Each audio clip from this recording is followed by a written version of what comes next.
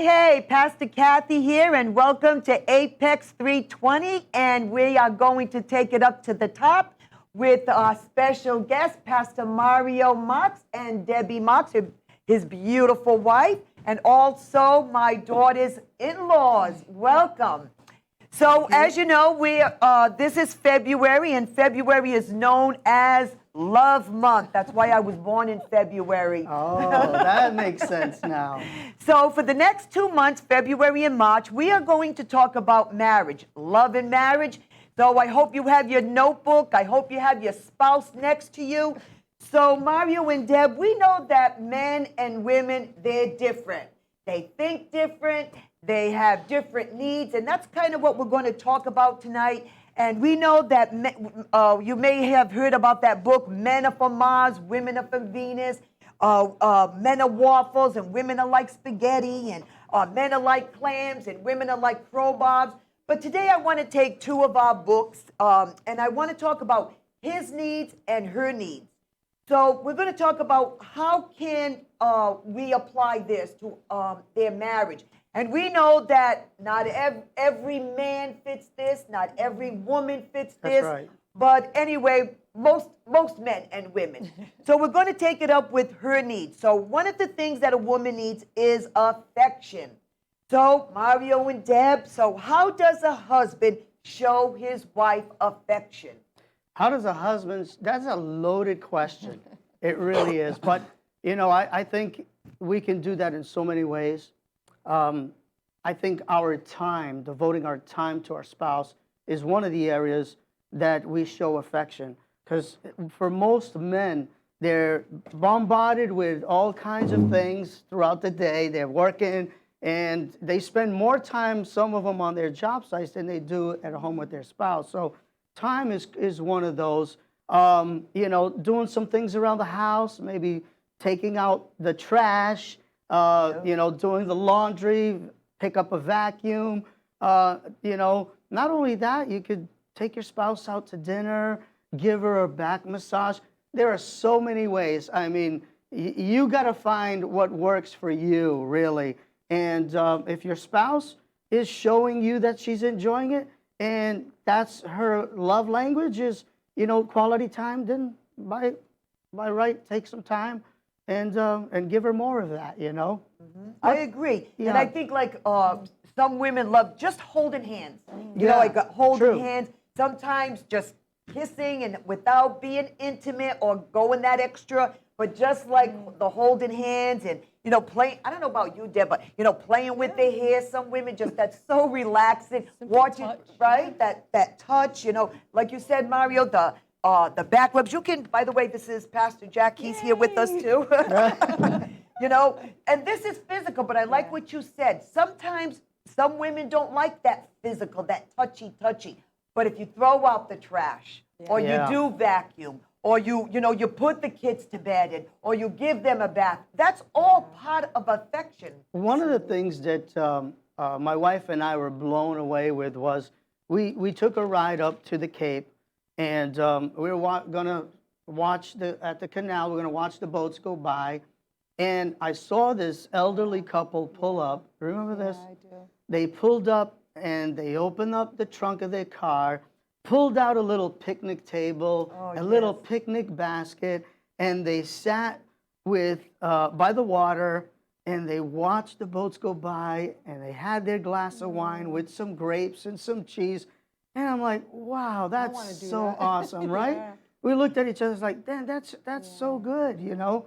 So they were making time to be with each other, you know? And that's a good point, because age doesn't matter. No, you know, right, it really right. doesn't. I know, like, sometimes we'll see an elderly man and a husband holding hands. Yeah. I love that. I said, oh, that looks so cute. That looks so, you know, being affection doesn't matter how old you are. Nope. You know, I mean, you can be in your 80s or 90s. You can still, you know, like some people might say, especially I hate to say Portuguese people, but, oh, no, I don't need to hold her hand or whatever. Yeah. I don't care how old you are. It's True. so important. And I think as you get older, sometimes you almost need that a little bit more as you get older, right? Don't you feel that? Well, most would think the other way. Most would think, well, I've got my prize.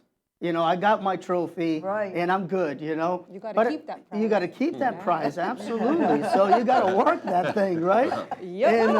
And that's the area where I think some men struggle. You know, Right. You know, opening the door for your spouse, which is something we don't see a lot anymore. You true. know, That's it's true. not only a sign of respect, but Somebody it's commented on you doing that for me at the store. Oh, At really? Home- remember at Home Depot? Oh, that's right. Yeah. He was like, nobody does that. Yeah, he was like, "Oh, it's good to impressed, see. I'm yeah. impressed." You know, well, opening the door for your spouse, holding her hand, you know, rubbing her back, just things like that are just one of the things that keep you united, keep you together. You It's know, true. It's Yeah. true. It's true.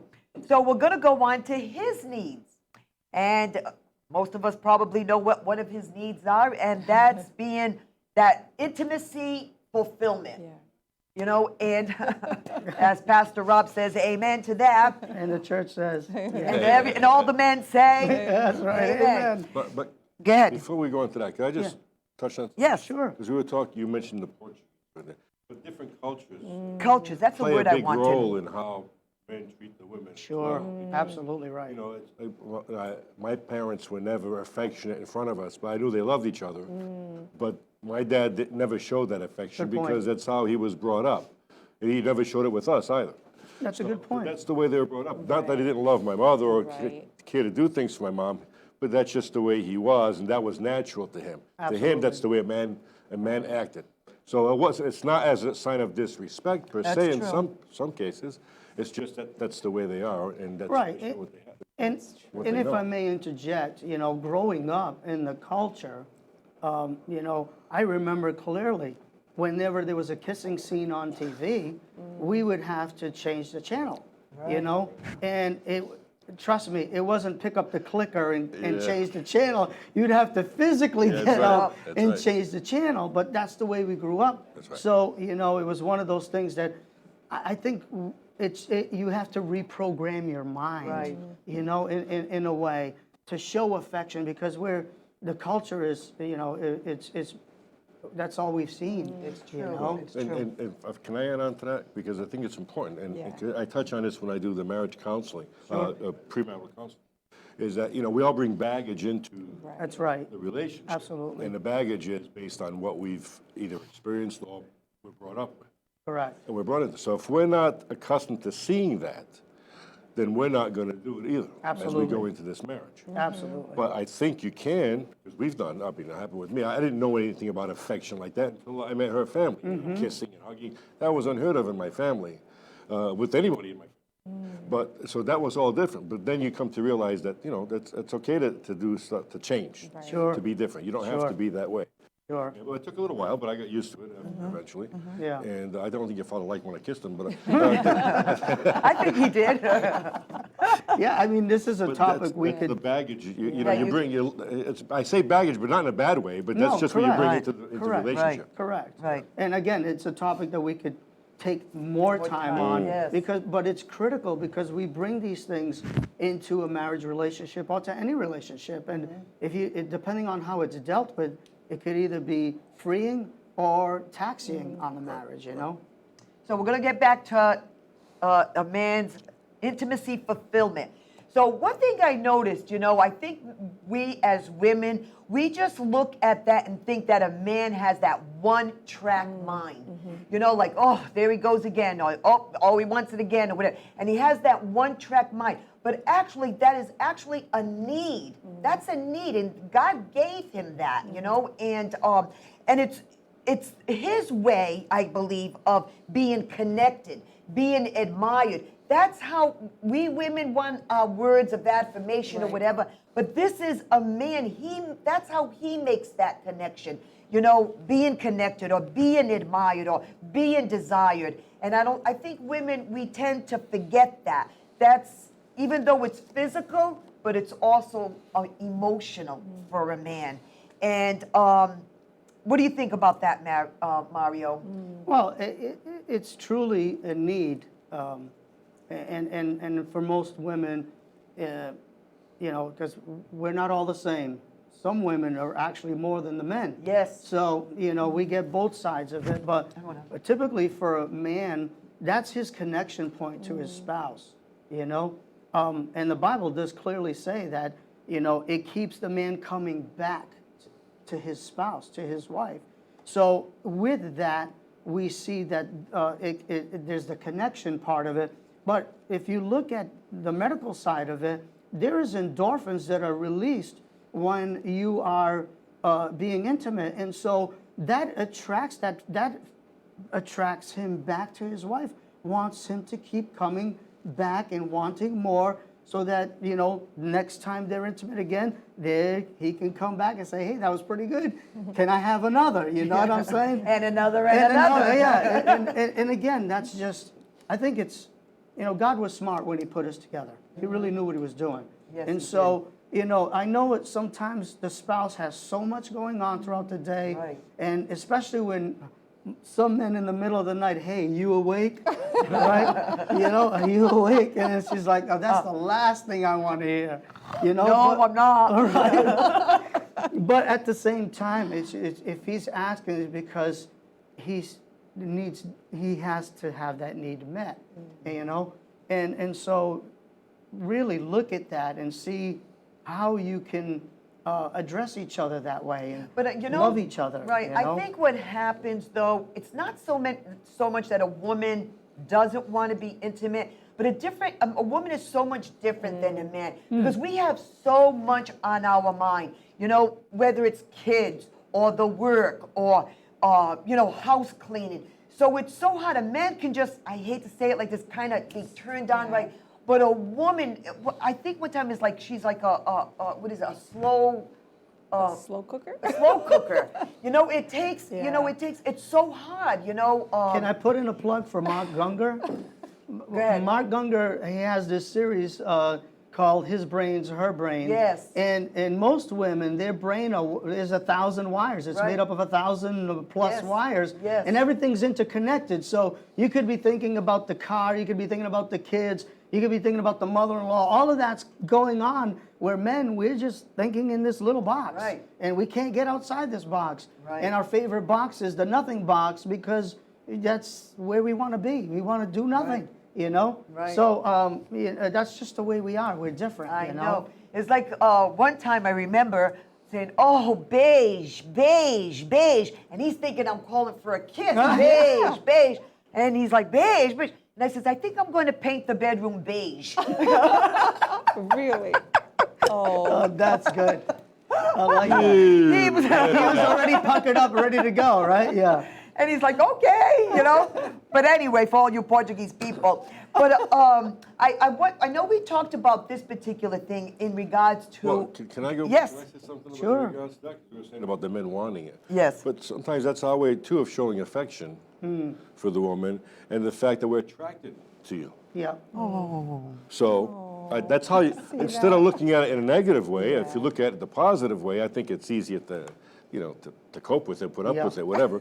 But it's not always that it's just for the sake of being like a male animal or anything like this. You're showing Yeah, affection, yeah. you like it, Yeah. you know, you're attracted to what you see and you want to enjoy it. Well, they say that the way to a man's heart is through his stomach, right? But they were actually about 6 inches too high. You know? Oh my God. So, you know, it is. It's that physical attraction that, Right. you know, keeps bringing the man back. To his So if I'm touchy-feely with this, I'm communicating to her, at least in my mind, I'm thinking Yeah. that, you know, I like it. I like what I see. I like what I'm touching, whatever the case may Absolutely. be. Yeah. So you should look at it as a positive thing, and not as a here we go again.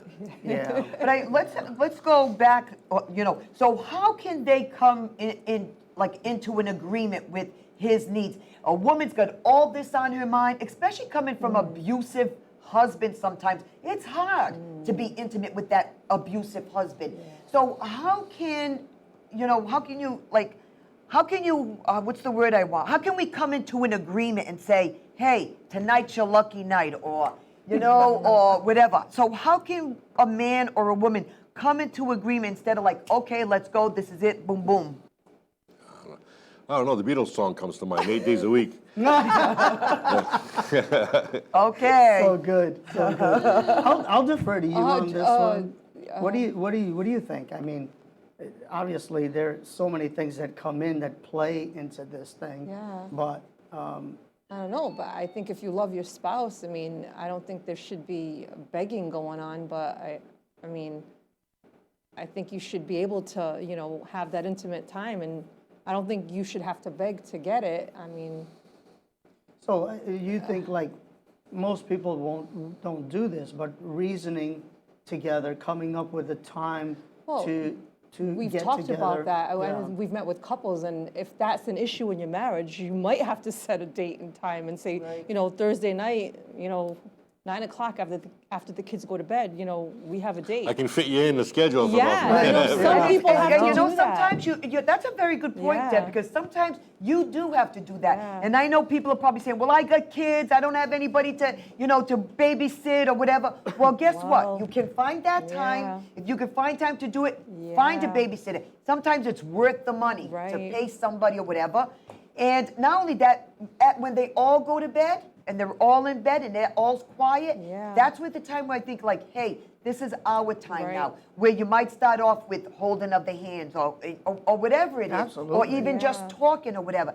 So I think it's very, very important because, like I said, it's not so much that it's a want for you men, which it is too, Right. but it's also a need. Right. And I think we as women, we forget that. Right. We just looking at it, it's a want. That's all you Yeah, guys want. we That's all do. you guys think about. That's all. But it's not only that, it's a need. And God Yeah. put that need. And I think we as women really need to understand that. He did Right. put that need because he Yeah. tells us that we should not deprive one another. Absolutely right. Yeah. Right. Absolutely. Yeah. Okay, true. so the next one is her need is she needs conversation. And we talk about this Yeah. and we laugh about it because we know that most women, they say, I don't know, women talk 20,000, they speak 20,000 words and men speak 10, however that is. And this again can also be different because we have women that are more quiet, men that are, I know for my dad, he was a very detailed man. And women usually are. They want the details. Absolutely, And yeah. men are like, just land the plane. Right. Just, you know what I mean? Absolutely right, yeah. I don't need to know that you opened up the door, got in the car, started up, went to the, men don't, just tell me what happened. And women, we just like details, especially when he's Right. coming home from work. How did work go? I know for him it was like, well, it was the usual. I never knew what the usual was. Tell me what the usual is. Right. So how can that, them be in agreement with that and that conversation? A woman wants detail, a man is just like, land the plane. Can I tell you that for us, that was one of our struggles, was communication. And we still work on it today. We do. That's good. Because we know that was always a point of that would get in between us. So what we've learned to do, or what I've learned to do, is I've had to program my mind. Because growing up in the family that I grew up in, communication was more of a grunt than anything else. So it's just like, hey, Dad, hey, Dad, come on, Really? and that's the way it was. So, Right. You grow up in that, it's tough to get that attitude out. And so when I would come home, I didn't know what communication was. I would just grab the clicker, go to the TV, wait for dinner, and then we'd talk a little bit. But it wasn't like deep, intimate conversation where she could release the problems of the day and let her go, and we could talk. So I've really had to learn how to communicate. So now when I come home, I try to find out, hey, how was your day? How are things? We try to stay in touch throughout the day, even if it's through text. But that's communicating also. Yes, that's a good so point. Yeah. all of that leads to spending time together, just releasing what the things of the day were. And so I know women want, well, I got up at 5 o'clock this morning, I jumped in the shower, I brushed my teeth. They want everything detailed. Details. And, yeah, right. Yeah. Details. But Right. the devil's in the details at times. Right, right. And so learning that is, most men will say, well, no, you can do it. I'm sorry. Right. It's And not I'm an learning that. excuse. I mean, Yeah. we've been married 42 years. Yeah. I forget, he's good at that. I'm not allowed to forget. Oh, good Yeah. job. So, Yay. I was a very detailed person. I was, but now I see like we talked about that. Like men get spacey. You know, and it's like, oh God, I think I just lost lost him. him, I right? lost him. He's You not can tell. listening, right? You can tell. I hate to tell you this, man, but we can tell We when can. we're losing you. I know our time is running out, but we're just going to continue to go a little bit further.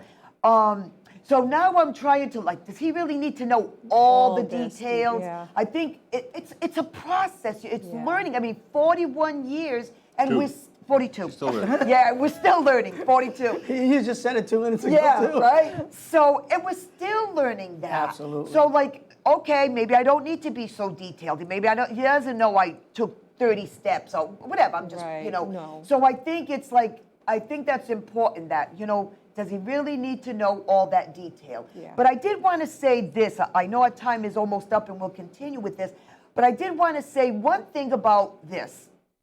And I think when a man comes through the door, and this is very important, he's had a bad day or a good day, he's talked all day, he just needs that time. I think we as women, we need to give that man that time, take off his boots, take off his coat, go to the bathroom, do what he has to do, that time of just unwinding. Yeah, he needs to decompress. He needs that. Yeah. Now, we who have been with the kids or maybe haven't talked to anybody, you're walking through that door and it's like, oh, this is a person, Yes. a real person. And we just stop blabbing all those details out. Yeah. This is what happened. This is what I saw this or the kids did this. And I think that's another thing we have to learn. Right. Isn't that true, Right, Deb? so true. I think you're home right learning- now. yeah, I'm right? working from home, So yeah. you're working from home. So that's got to be Yeah. tough because you're home all day. So when he walks through that door, I want to just blurb. about what happened. Everything, yeah. Everything. I'm And learning again, that. there goes the details. Yeah. And I think that's one of the things that we have to learn. Wait a minute. Yeah. Let this man have a breather. Yes. Well, for most men, like for me, it was just overwhelming. You know, you walk in the door and blah, Yeah, you know, so right. let me decompress and then we can come yeah, and talk. I'm you learning know. that. So I think, you know what I like? I like the fact that we're all saying, how long have you guys been married? 32. we're going on 30. 32 years. And here we are, 42 years. And we're still learning. And I think that's what people need to really see is that marriage is A work in progress. a work in progress. Absolutely. You know, and as you get older, your needs change, Yeah. different things change, which we're going to be talking about that. I know our time is up, and we're going to continue this because I think this is just so important. So I hope that you join us. I know you're going to have to wait a month for this to, to come back, but maybe that'll get you all excited. So I hope to see you next month. Maybe you can have your notebook, drag your spouse on that table, on that couch, and we're going to continue this. And I pray that this was a blessing to you. I hope that you can incorporate this in your marriage, in your life. And I just want to wish you the best in your marriage. So with that, I just want to really close really quick. Father, we just thank you for this time, and we're going to continue this, Father, for next month. And I pray that everything that we're talking here tonight, Lord, would be a blessing to the marriages and that they will come together and work on these things. Father, we just thank you, and we just praise you. We give you the glory, the honor, and the praise in Jesus' name. God bless, and see you next month. That was